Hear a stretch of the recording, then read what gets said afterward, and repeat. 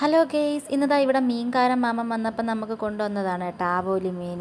അപ്പോൾ ഞാൻ നേരത്തെ വിചാരിച്ചിരുന്നു ഇത്തിരി വലിയ അയലയോ ചെങ്കലവയോ കിട്ടുന്നെങ്കിൽ ഇത്തിരി ഇലയെ പൊള്ളിച്ചെടുക്കണമെന്ന് വിചാരിച്ചിരുന്നപ്പോഴാണ് മാമ ഇതും കൊണ്ട് വന്നത്. പിന്നെ ഞാൻ രണ്ടെണ്ണം മേടിച്ച്. ഈ മീൻ കണ്ടപ്പോൾ തന്നെ ശിവ പറഞ്ഞ് ഇത് വേടിയിരമ്മ എന്ന് പറഞ്ഞ്.